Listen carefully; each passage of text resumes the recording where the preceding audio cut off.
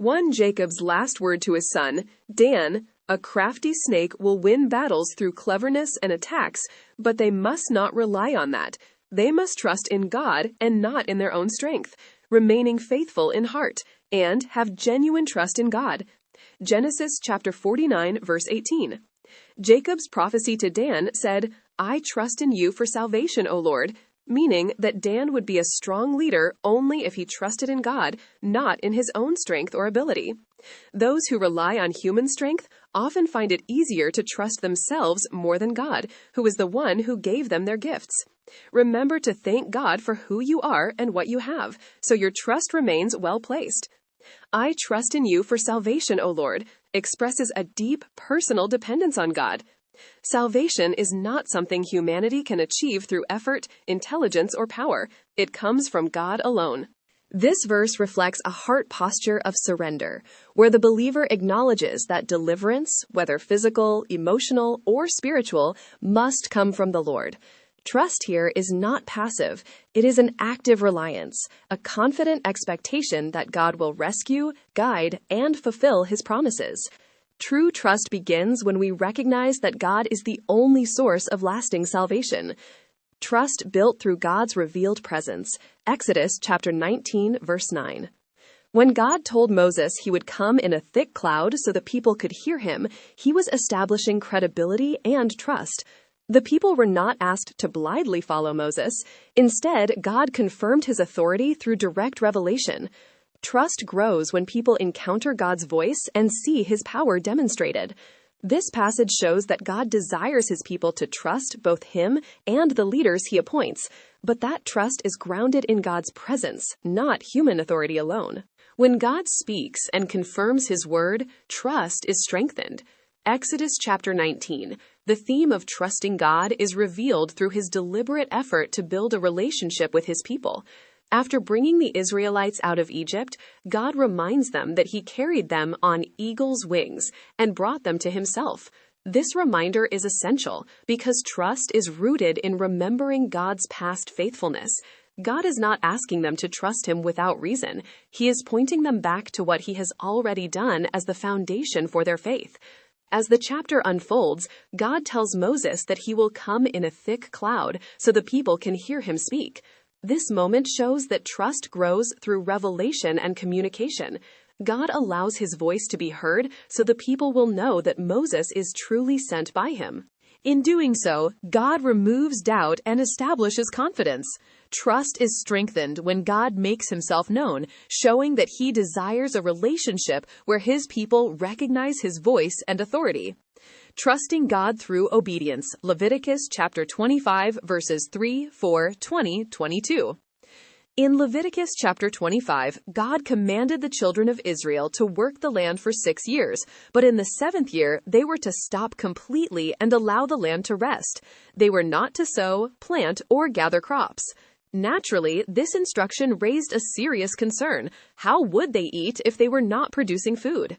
God answered their fear directly by promising that He would bless the 6th year so abundantly that it would produce enough for 3 years. This command required the people to trust God before they saw the provision. Their obedience was an act of faith, showing that they believed God would do exactly what He said, letting go of control and depending on God. This command challenged the people to release their sense of control. Farming depended on human effort, planting, tending, and harvesting. But in the 7th year, all of that stopped. They had no ability to produce or increase their supply. This forced them to depend entirely on God.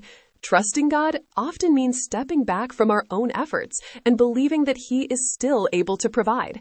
It is in these moments when we cannot control the outcome that our trust in God is truly tested and revealed. Trust proven through action. The Israelites could have claimed to trust God, but their true trust was demonstrated by whether they obeyed His command. If they chose to plant during the 7th year, it would show that they trusted their own efforts more than God's promise. Trust is not just something we say, it is something we do.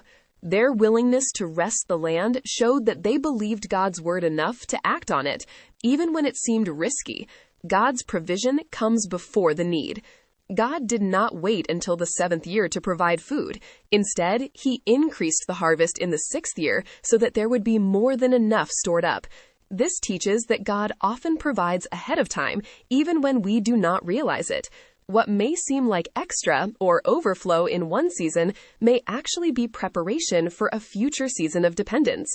Trusting God includes recognizing that His provision is intentional and timely. Trust overcomes fear. God anticipated the people's question, "What shall we eat?" This reflects a natural human response to uncertainty. However, God's promise replaced fear with assurance. He would command His blessing. Trusting God means choosing faith over fear, believing that His word is greater than our worries. Even when the future is unclear, God's promise remains certain. Living by God's sufficiency, ultimately, this command was about more than agriculture. It was about teaching Israel how to live. God was showing them that their survival did not come from their labor alone, but from Him. Even during the 6 years of work, it was God who caused the crops to grow. The 7th 3-year made it clear that God Himself is the true source of provision. Trusting God means living with the understanding that He is sufficient in every season.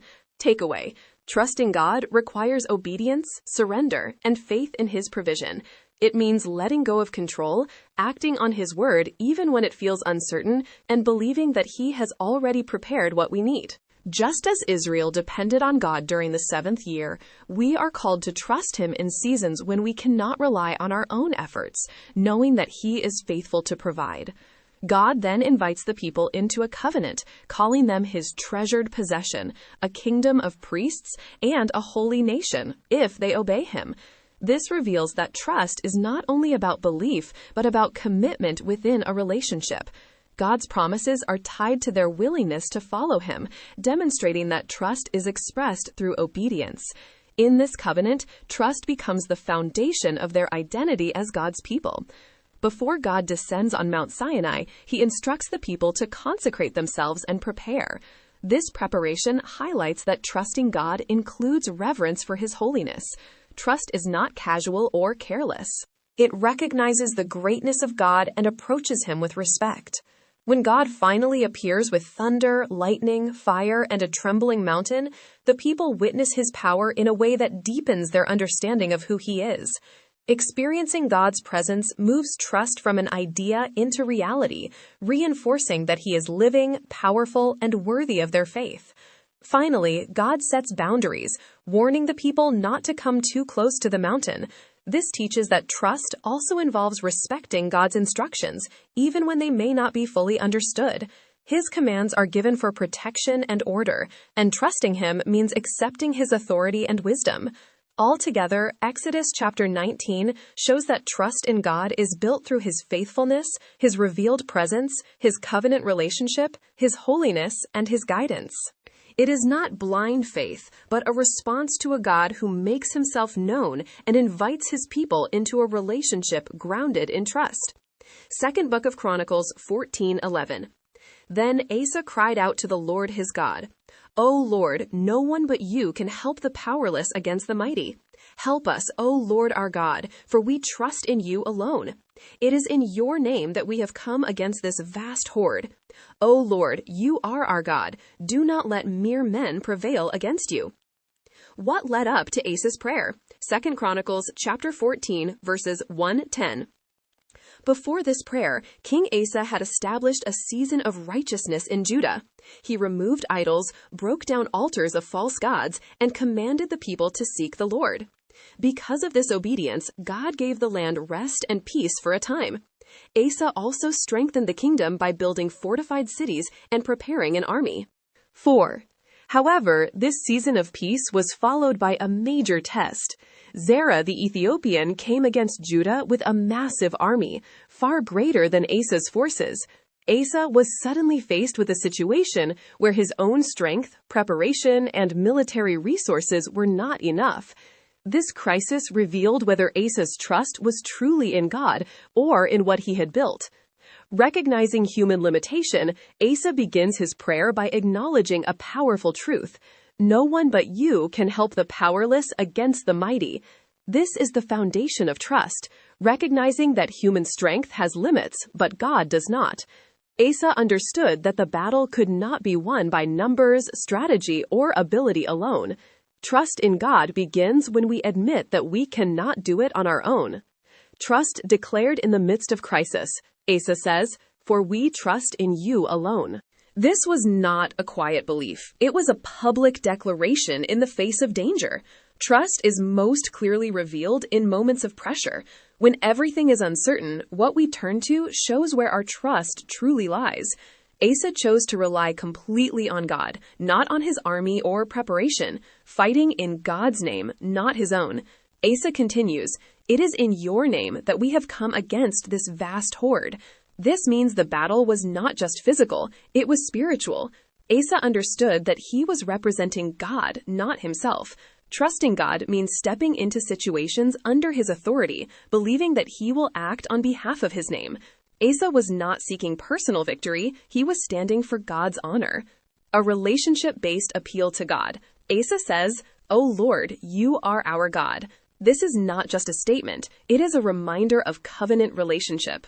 Asa is appealing to God based on who he is and the relationship he has with his people. Trust is rooted in knowing God personally. Asa was not calling on a distant deity, he was calling on his God. God's glory over human strength. Finally, Asa prays, "Do not let mere men prevail against you." Notice that Asa shifts the focus from himself to God.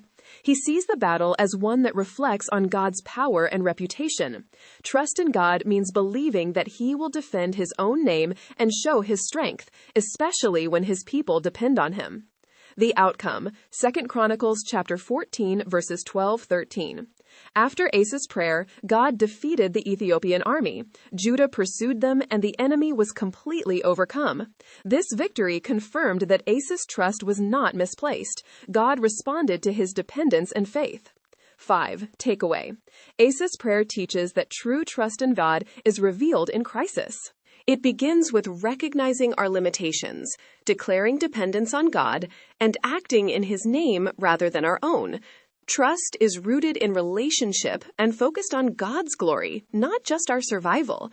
When we fully rely on God, especially when we feel outmatched, he shows himself strong on our behalf. Second Epistle to the Corinthians 12-7. So to keep me from becoming proud, I was given a thorn in my flesh. 3 different times I begged the Lord to take it away. Each time he said, "My grace is all you need. My power works best in weakness. For when I am weak, then I am strong." Trust does not remove affliction. Paul begins by explaining that even though he had received great revelations from God, he was given a thorn in the flesh. This shows a powerful truth. Trusting God does not mean we are exempt from suffering. In fact, Paul was deeply trusted by God and used mightily, yet he still experienced ongoing affliction. This challenges the idea that faith eliminates hardship. Instead, it reveals that trust in God is not measured by the absence of problems, but by how we respond to them. Affliction can serve a purpose in God's plan. Paul explains that the thorn was allowed to keep me from becoming proud. This means his suffering had a purpose. It protected his spiritual condition. What seemed like a problem was actually a form of divine protection. Trusting God includes believing that even painful experiences can serve a greater purpose. God was more concerned with Paul's humility and spiritual growth than with his comfort. This teaches that not every hardship is meant to be removed. Some are allowed to shape us.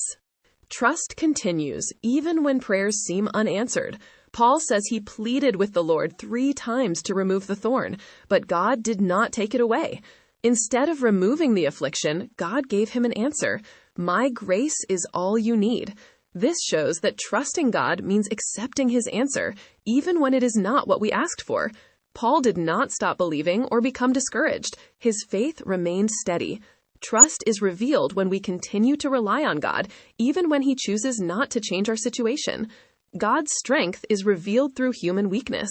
God tells Paul, "My power works best in weakness." This shifts the understanding of strength. Paul realized that his weakness was not a disadvantage. It was the very place where God's power could be seen most clearly. When we are strong in ourselves, we tend to rely on our own ability. But when we are weak, we depend fully on God. Trust allows God's strength to shine through our limitations. 6. A new perspective on suffering. Paul then says he takes pleasure in weaknesses, hardships, and persecutions. This does not mean he enjoyed pain, but that he understood its purpose. His perspective changed. He no longer saw affliction as something that hindered him, but as something that positioned him for God's power to work in his life. Trust in God transforms how we view our struggles. True strength comes from dependence on God, Paul concludes. For when I am weak, then I am strong. This is the paradox of faith. True strength is not found in self-sufficiency, but in dependence on God. Paul's faith was not weakened by his affliction, it was strengthened through it. His trust remained firm because it was not based on his circumstances, but on God's grace. Takeaway. Paul's experience teaches that trusting God does not mean life will be free from suffering. Instead, it means believing that God is working even in the midst of it. Affliction does not cancel faith, it refines it. When we trust God, we learn that His grace is sufficient, His power is made perfect in our weakness, and our struggles become the very place where His strength is revealed. Our strength is in trusting the Lord. Trusting the Lord is not simply a statement of belief, it is a posture of surrender. It means placing our lives, our fears, and our future into God's hands, especially when we cannot control what is happening around us. In Psalm chapter 31, verse 5, David says, "Into your hand I commit my spirit," while surrounded by distress and uncertainty. This echoes the call of Proverbs chapter 3, verses 5 and 6, which teaches us to trust with all our heart and not lean on our own understanding. Trust begins where self-reliance ends. It is the recognition that God is faithful. As Psalm chapter 9, verse 10 says, "Those who know your name will trust in you." When we truly know who God is, surrender becomes possible. Trust is a choice in the middle of fear. Trust is not the absence of fear. It is a decision made in the presence of fear. In Psalm chapter 31, verse 14, David declares, "But I trust in you, O Lord," even after describing betrayal and danger. This mirrors the confidence seen in Psalm chapter 56, verses 3-4. "Whenever I am afraid, I will trust in you." Trust is a conscious shift. It says, "I may feel fear, but I will stand on God's truth." Isaiah reinforces this by saying, "Fear not, for I am with you." Isaiah chapter 41, verse 10. Trust interrupts fear and replaces it with faith in God's presence. 7. Trust produces inner strength and stability. Trusting God produces a deep inner strength that cannot be shaken by external circumstances. In Ephesians chapter 3, verse 17, Paul teaches that as we trust in Christ, we become rooted and grounded in love. This stability is echoed in Jeremiah chapter 17, verse 7-8, which describes the person who trusts in the Lord as a tree planted by water, whose leaves remain green even in drought. Trust anchors the soul. While life may bring storms, Psalm chapter 125, verse 1 reminds us, "Those who trust in the Lord are like Mount Zion, which cannot be moved." Trust gives us spiritual endurance. Trust is confidence in God's character. True trust is rooted in who God is, not just what He does. In 2 Timothy chapter 1, verse 12, Paul says, "I know whom I have believed," showing that his confidence is in God's character. This same confidence is expressed in Numbers chapter 23, verse 19. God is not a man that he should lie. Trust grows when we understand that God is faithful, unchanging, and true. Lamentations chapter 3, verses 22-23 reminds us that His mercies are new every morning. Trusting God means believing that He will remain faithful even when circumstances shift. Trust must be held firm to the end. Trust is not a one-time decision. It is something we must hold on to continually. Hebrews chapter 3, verse 14 calls us to remain steadfast, warning against drifting into doubt like Israel did in the wilderness. This is why Psalm chapter 37, verse 3 says, "Trust in the Lord and do good, dwell in the land and feed on His faithfulness." Trust is sustained through daily dependence. It is strengthened through obedience, patience, and remembering what God has already done. Trust in God's sovereign control. Trusting God also means believing that He is in control of all things. In Daniel chapter 2, verse 21, we see that God changes times and seasons. He removes kings and raises up kings. This truth is echoed in Romans chapter 8, verse 28, which assures us that all things work together for good to those who love God. Even when life seems uncertain or chaotic, God is still orchestrating events according to His purpose. Trust means resting in His sovereignty, knowing nothing is outside His authority. 8. Trust replaces anxiety with dependence. Jesus teaches that trust and anxiety cannot coexist. In Matthew chapter 6, verses 25-33, He tells us not to worry about our lives because our Father already knows what we need. This teaching is reinforced in Philippians chapter 4, verses 6-7. Be anxious for nothing, but in everything. Let your requests be made known to God, and the peace of God will guard your hearts and minds. Trust shifts our focus from our needs to God's provision. It reminds us that we are not responsible for carrying what only God can carry. Trust leads to perfect peace. The result of trusting God is peace that cannot be shaken. In Isaiah chapter 26, verses 3-4, we are promised perfect peace when our minds are fixed on God. This peace is not dependent on circumstances, but on relationship. Jesus affirms this in John chapter 14, verse 27. Peace I leave with you, not as the world gives, do I give to you. Trust creates stability in the mind and calm in the heart because it is rooted in the unchanging nature of God. Conclusion: trust is our strength. When we bring all these truths together, we see that trusting God is a daily walk of surrender, decision, and dependence. It means releasing control, Psalm chapter 31, verse 5, choosing faith over fear, Psalm chapter 56, verse 3, becoming spiritually rooted, Jeremiah chapter 17, verses 7-8, standing on God's character, 2 Timothy chapter 1, verse 12, remaining steadfast, Hebrews chapter 3, verse 14, believing in His sovereignty, Romans chapter 8, verse 28, rejecting anxiety, Philippians chapter 4, verses 6-7, and receiving peace, Isaiah chapter 26, verse 3. Ultimately, Isaiah chapter 26, verse 4 sums it up best. Trust in the Lord forever, for in the Lord is everlasting strength.